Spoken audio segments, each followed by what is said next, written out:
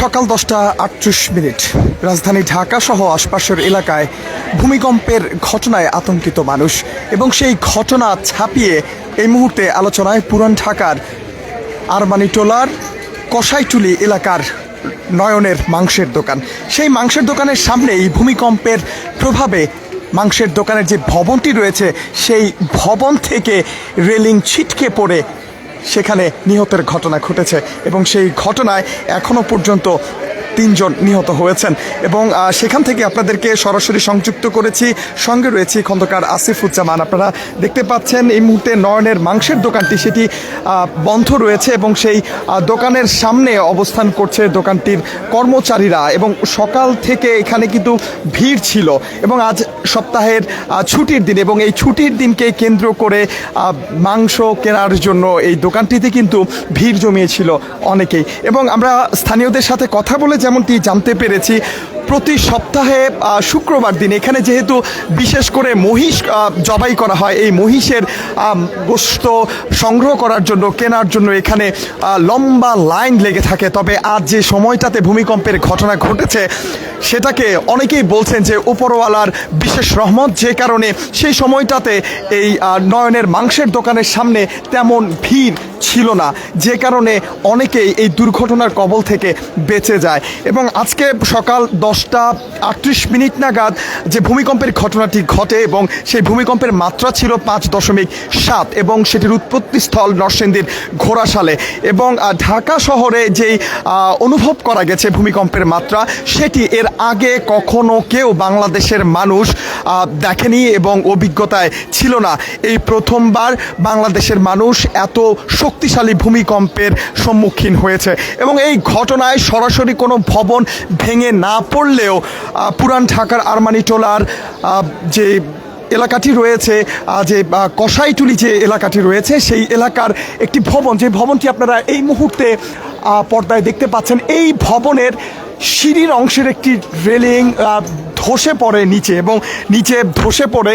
নয়নের যে মাংসের দোকানটি রয়েছে সেই মাংসের দোকানের ওপরের যে ছাউনিটি আপনারা দেখতে পাচ্ছেন এই ছাউনি থেকে ছিটকে কয়েকজনের ওপরে পড়ে এবং সেখানে গুরুতর আহত হন বেশ কয়েকজন এবং তাদেরকে হাসপাতালে নেওয়া হয় এবং সেখানে কর্তব্যরত চিকিৎসক 3 জনকে মৃত ঘোষণা করেন এবং প্রত্যক্ষদর্শী এখানে যারা ছিলেন তাদের সাথে কথা বলে জানা যায় যে ঘটনাস্থলেই একজন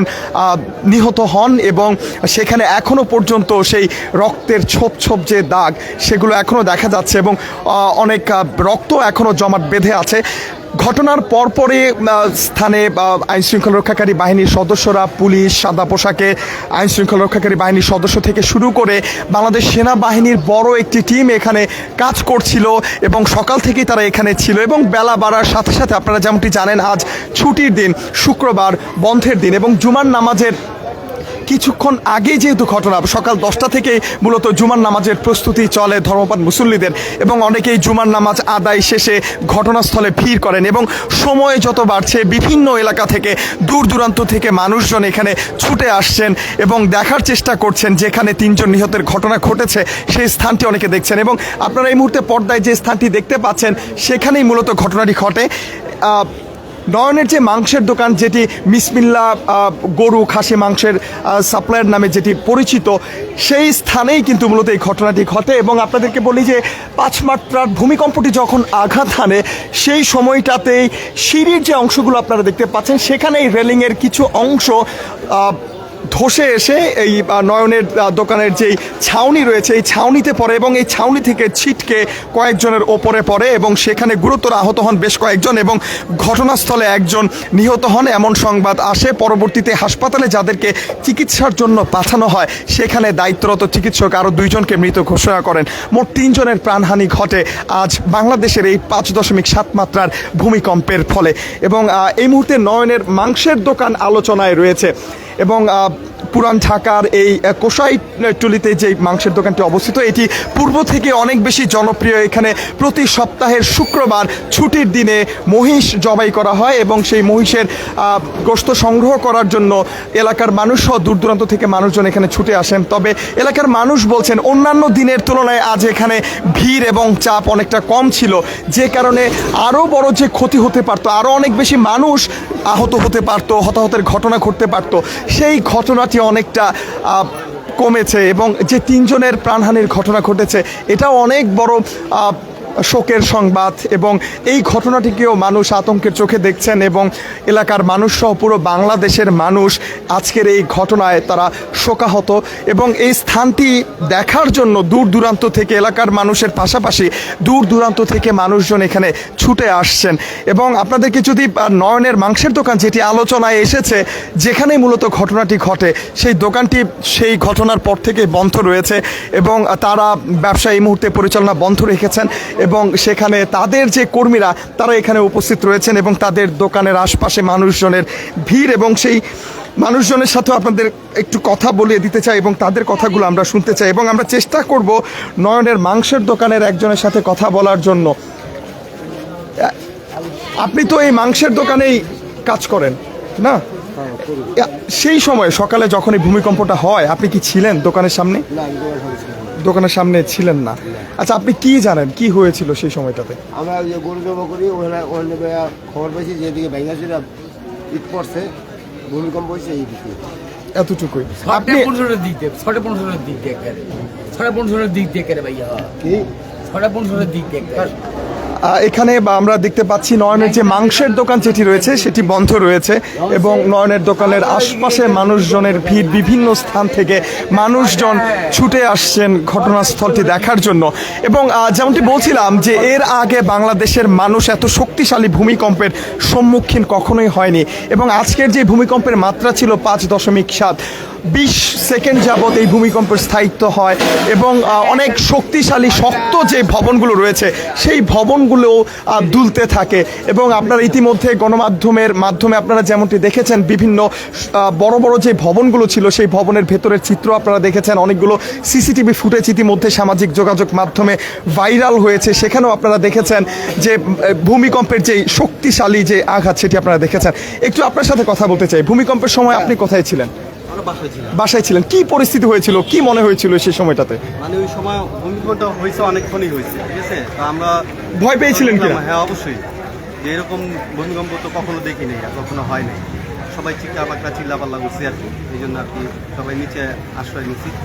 বাসার নিচে, এই অবস্থায় আর কি। দর্শক, আমরা কয়েকজনের সাথে কথা বলছিলাম এবং যেমনটি দেখতে পাচ্ছেন আইন শৃঙ্খলা রক্ষাকারী বাহিনীর সদস্যরা তারা এখনো পর্যন্ত ঘটনাস্থলে আছেন, তারা তদারকি করছেন এবং যে ভবনটি থেকে আসলে রেলিংটি ছিটকে পড়ে তারপরের যে ঘটনাটি ঘটে এই সেই ভবন, এই ভবনের গেট, এই ভবনটি এতক্ষণ যাবৎ রশি দিয়ে বাঁধা ছিল এবং যারাই বিভিন্ন এলাকা থেকে আসছিল তারাই এই ভবনের ভেতরে ঢোকার চেষ্টা করছিল এবং এই যে ভবনটি দেখতে পাচ্ছেন এই ভবনটি থেকেই মূলত ছিটকে পড়ে এবং এই যে সিঁড়ির যে অংশগুলো দেখছেন এই সিঁড়ির যে রেলিংগুলো লাগানো রয়েছে এই সিঁড়ির এই অংশগুলো, এই ইটগুলোই ছুটে মূলত নিচে পড়ে এবং এই হতাহতের ঘটনাটি ঘটে এবং আমরা এর আগেও দেখেছি ভবনটির নিচের যেই কেচি গেট সেটি রশি দিয়ে বাঁধা ছিল এবং সেই ভবনটিতে মানুষজন ঢোকার চেষ্টা করছিল এবং গণমাধ্যম কর্মীরাও ভেতরে ঢোকার চেষ্টা করছিল, যে কারণে ভবনটি আটকে রাখা হয়েছে। আইন শৃঙ্খলা রক্ষাকারী বাহিনীর সদস্যরা এখনও পর্যন্ত ঘটনা তদারকি করছেন। এমন একটি খবর ভেসে আসছে যে ভবনটির যে অনুমোদন সেটি 5 তলা পর্যন্ত ছিল এবং অনুমোদনবিহীনভাবে তারা ওপরে আরও কিছু সংযোজন করেছে, আরও 2 তলা বৃদ্ধি করেছে, এমন সংবাদও আসছে। এবং আরও একটি বিষয় যেটি আমরা জানতে পেরেছি, এই ভবনের ছাদে বেশ কয়েকটি মোবাইল ফোন নেটওয়ার্কের টাওয়ার বসানো হয়েছে, যেগুলোর অনুমোদন রয়েছে কিনা সেটিও অনেকে জানেন না এবং সব কিছু মিলিয়ে ভবনটিতে যে